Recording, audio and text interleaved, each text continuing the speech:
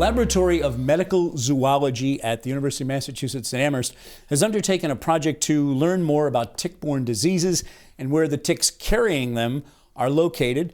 William Mohn and Lora Miller are undergraduate research students at the lab at UMass Amherst. Thank you both for being with us. It's a wild topic. It's fascinating to get into. I mean, the research I did just to get ready for this interview. Laura, let me ask you to start. You're working on a project at the LMZ, Laboratory of Medical Zoology. You test ticks sent in from around the state, around the country, even Europe, wherever people want to send them to you, to get an idea what kind of ticks are where, what kind of pathogens those ticks are carrying, disease-causing materials they carry. What does that tell you? So yeah, you're right. We get ticks from mainly New England, but we get them from all over the country. And when we get a tick, we identify it, we know what species it is, and then we test it to see what pathogens that tick was carrying us. And that tells us what kind of risks there are for diseases in that area where the tick came from. Okay. William, I know it's tricky. I think people look at a project like this and say, well, it's going to tell us how many ticks are out there, and we know it's billions and billions, obviously. But this is crowdsourced in the sense that you're just saying to people, hey, you find a tick on yourself, your horse, your dog, whatever, send it to us. We'll let you know what you potentially may be facing. So it's not so much about counting, it's about learning. Is that fair to say? Yeah, it is about learning. It's a public health initiative. It's, we're trying to offer people a tool to assess the risk of their exposure to these pathogens. And we hope that people find it educational as well, and learning about maybe ticks, that there's many types of ticks and there's many types of pathogens that ticks carry. And not only does that help them with their ability to assess the risk, but also just, it's educational in its own right. Now, I know, to get into the technical end of things in a way, there are some local communities in Massachusetts, I think 32 statewide, working under a grant that pays for the tick testing. This isn't free, obviously. Lab time is expensive. For most people, there would be a $50 charge to do this, but folks get back information about the tick they've sent in and what they might be facing, correct, Laura? Yes, that's right. So there is a fee, and we're not for profit. So there's a fee associated with it, and that's just to cover the testing.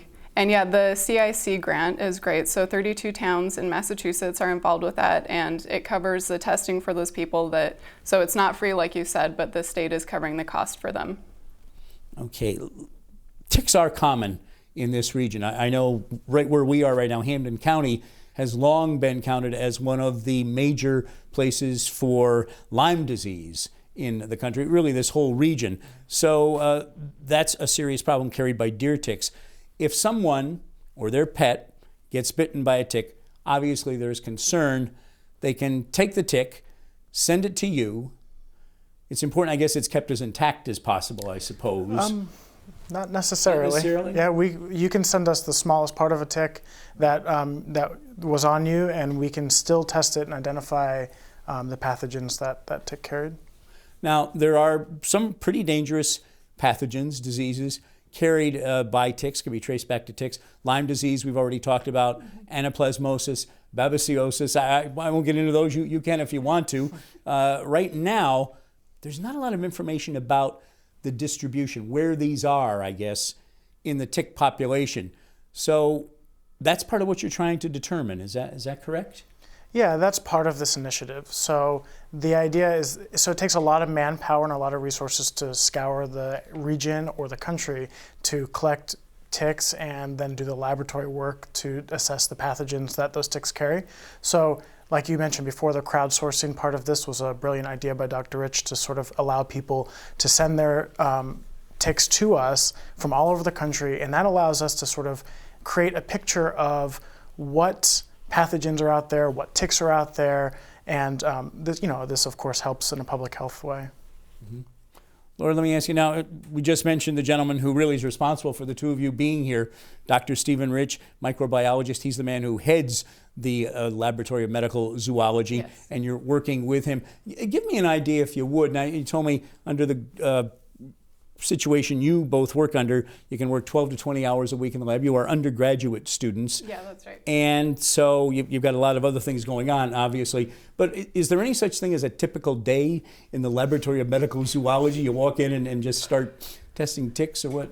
How does that work? Yeah, so a typical day is we go into work and we check the mail. And in the mail right now, because we're very busy, there's anywhere from 60 to 100 envelopes in there, each envelope containing a tick.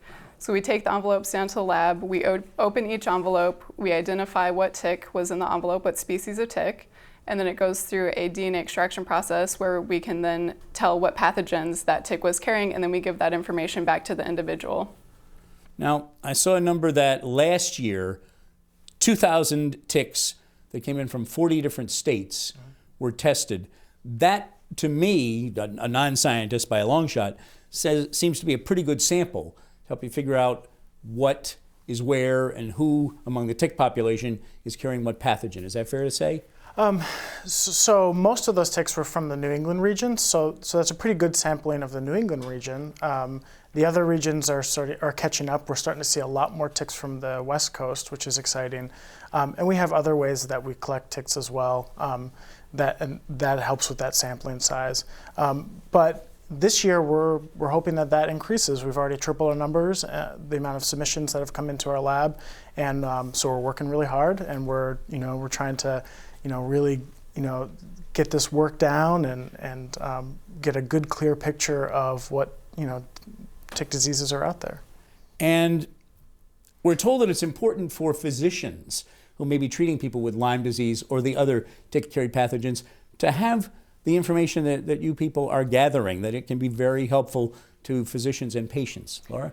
Yes, it can be very helpful in instances, but we're careful to note that we don't practice medicine. All we can say is what the tick was carrying. We can't say for sure that tick gave whatever it was carrying to the individual.